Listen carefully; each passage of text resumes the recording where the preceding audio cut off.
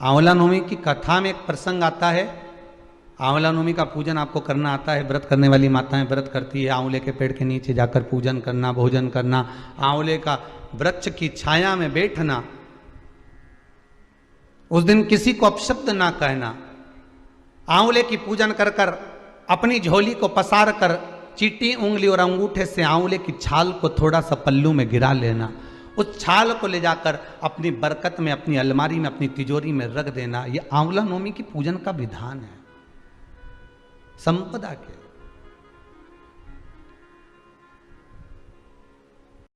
आंवला नवमी के दिन कि शंकर भगवान भूत भावन भूतेश्वर, जब भगवान आंवला नवमी के दिन श्री हरि नारायण आंवले के वृक्ष की पत्तियों पर शयन करेंगे और भगवान शंकर उनका अनुमोदन करेंगे, तब श्री हनुमान जी महाराज उनसे विनती करने के लिए पधारते हैं। 33 कौटी देवता, भगवान विष्णु जब शयन से उठते हैं, देवसोनी एकादशी को जब भगवान उठेंगे, नेत्र खोलेंगे, तो प्रथम दर्शन भगवान विष्णु।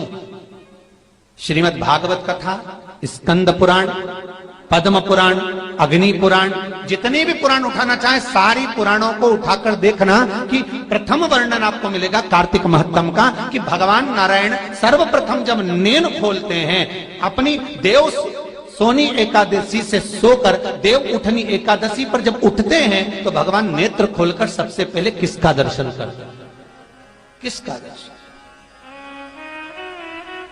स्कंद पुराण कहती है, विष्णु पुराण कहती है कि भगवान नारायण जब नेत्र खोलते हैं तो खुद की अर्धांगिनी लक्ष्मी भी नहीं, महाराज ब्रह्मा आदिक देवता सब खड़े, पर भगवान नेत्र नहीं खोलते। कब तक? जब भगवान शंकर अपने ही मुख से भगवान श्री हरि का गुणगान नहीं गाते, डमरू का नाद नहीं। आंवला नवमी का आप लोग साधना करते होंगे। जब कार्तिक के महीने में आंवला नवमी का व्रत आता है, तो जो उपास नहीं भी रखते हो, जो पूजन नहीं भी करते हो, उनसे मेरा निवेदन है कि स्कंद पुराण में कार्तिकेय के पावन चरित्र में, स्कंद पुराण में स्पष्ट किया गया, और कल्याण का कार्तिक खंड पढ़िएगा, कभी योग लगे तो गीता प्रेस गोरखपुर का कार्तिक खंड पढ़िए। आप पढ़ेंगे तो उसमें मिलेगा आपको कि आंवला नवमी के दिन आंवले के पेड़ के नीचे घी का दिया लगाकर मध्याह्न से पहले, दोपहर के 12 बजे से पहले आंवले के पेड़ के नीचे आंवला नवमी के दिन कार्तिक के महीने में स्कंद पुराण कहती है, जो घी का दिया लगाकर पूजन कर कर अपना पल्लू पसार कर आंवले के वृक्ष की डाली में से उस पे लगी हुई थोड़ी सी छाल को अपनी अंगूठे और चीटी उंगली से अपने पल्लू में गिराकर ले जाकर लाल कपड़े में हल्दी के साथ अपनी तिजोरी में, अलमारी में रख लेता है। उसके घर में कभी बरकत की कमी नहीं होती, उसके घर में कभी संपदा की कमी नहीं होती, उसके घर में धन, वैभव, सत्ता बढ़ती है, बढ़ती है। आंवला नवमी की कथा में एक प्रसंग आता है। आंवला नवमी का पूजन आपको करना आता है। व्रत करने वाली माताएं व्रत करती है, आंवले के पेड़ के नीचे जाकर पूजन करना, भोजन करना, आंवले का वृक्ष की छाया में बैठना, उस दिन किसी को अपशब्द ना कहना, आंवले की पूजन कर कर अपनी झोली को पसार कर चीटी उंगली और अंगूठे से आंवले की छाल को थोड़ा सा पल्लू में गिरा लेना, उस छाल को ले जाकर अपनी बरकत में, अपनी अलमारी में, अपनी तिजोरी में रख देना। यह आंवला नवमी की पूजन का विधान है संपदा के। एक बहुत अच्छा समय रात्रि के 9:15 का एक समय होता है। जिस व्यक्ति का रोग, बीमारी समाप्त नहीं हो रही हो, हॉस्पिटल में पड़ा हुआ है, कोई बहुत भारी बीमारी में ग्रसित है, छूट ही नहीं पा रहा, तो रात्रि को 9:15 पर किसी भी दिन शंकर भगवान के शिवलिंग का, जो तुम्हारे घर में शंकर जी विराजमान हो, उसका या शंकर जी के मंदिर में जाकर शंकर जी का थोड़ा सा जल, उसमें थोड़ा सा आंवला पड़ा हुआ, मतलब आंवले के पानी से शंकर का अभिषेक पूजन कर लीजिए। उसका नाम लेकर कर लो जो रोग से ग्रसित हो। 1 दिन 2 दिन 3 दिन करोगे, वो हॉस्पिटल से छुट्टी करके आ जाएगा, उसका रोग समाप्त हो।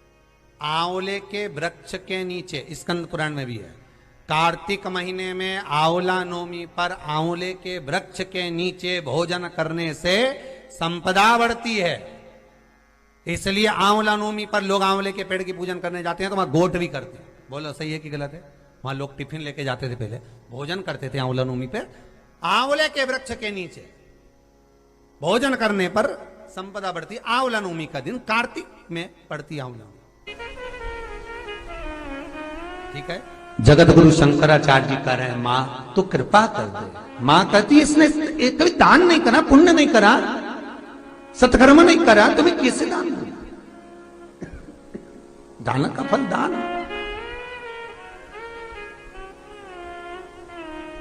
कैसे दूं मैं? मां पूर्व में मान लो इसने जितने जन्म लिए, उस जन्म में अगर कोई दान नहीं दिया, तो आज आंवला नवमी के दिन आज तो दान दिया है। लक्ष्मी जी बोलती है जो अभी करेगा इसका फल तो बाद में मिलेगा।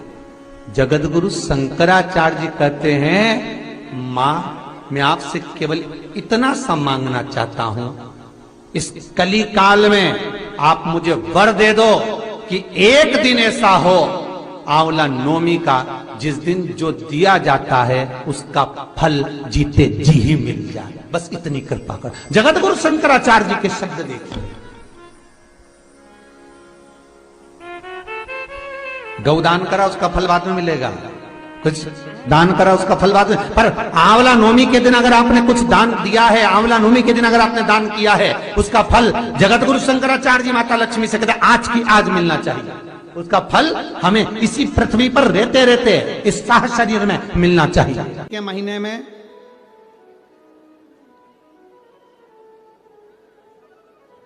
पूर्णिमा से पूर्णिमा के बीच में जो सोमवार पड़े, प्रदोष पड़े, शिवरात्रि पड़े, प्रयास करना। अगर बहुत कष्ट की जिंदगी चल रही हो तो शिवरात्रि, प्रदोष और जितने सोमवार पड़ रहे हो, कार्तिक में 4-5 जो सोमवार पड़े, उसमें एक बेलपत्र अशोक सुंदरी वाली जगह पर और शमी पत्र देवाधिदेव महादेव के ऊपर, ये 2 जगह पर अवश्य चढ़ा। 1 महीने में जितने सोमवार पड़ जाएं और प्रदोष पड़े और मासिक शिवरात्रि पड़े, उसमें अवश्य चढ़ा। बेलपत्र कहाँ चढ़ाना है? जम के बोलो जरा। अशोक सुंदरी की जगह पर। और शमी पत्र कहाँ चढ़ाना है? देव अधिदेव महादेव के ऊपर।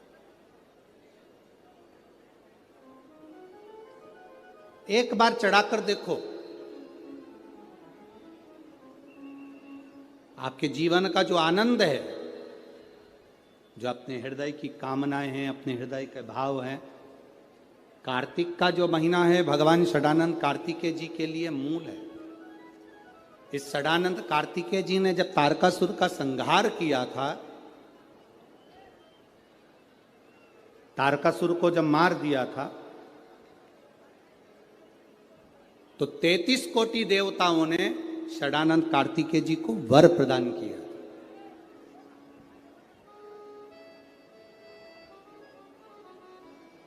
कार्तिकेय जी को वर प्राप्त हुआ।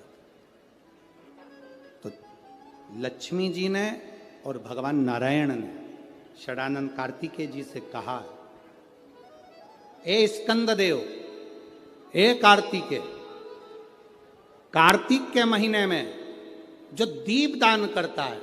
शिवाय नमस्तुभ्यं। दोस्तों, हर हर महादेव। जैसे कि कार्तिक का महीना चल रहा है, हम लोगों ने दिवाली तथा सारे त्यौहार बड़ी धूमधाम से मनाए और कार्तिक माह में को देवों का महीना कहा जाता है। इस दिन कोई भी उपाय करने से सफलता प्राप्त होती तथा धन की कभी कमी नहीं होती है। 30 अक्टूबर को कार्तिक मास की आंवला नवमी पड़ रही है, तो आंवला नवमी के दिन आप आंवले के वृक्ष के नीचे पूजा अवश्य करें। एक घी का दीपक आंवले के वृक्ष के नीचे दीपक जलाइए तथा कथा सुनिए और आंवले के वृक्ष के नीचे भोजन करिए। तथा कहते हैं कि आंवले की छाल अगर अपने घर में रखने लाल कपड़े में बांधकर हल्दी के साथ रख ली जाए तो कभी धन की कमी नहीं होती। तो आंवले के वृक्ष की छाल अवश्य घर ले आइए और उसको पीले हल्दी के साथ बांधकर अपनी तिजोरी में रख लीजिए। धन संपदा की कभी कमी नहीं होगी। हर हर महादेव।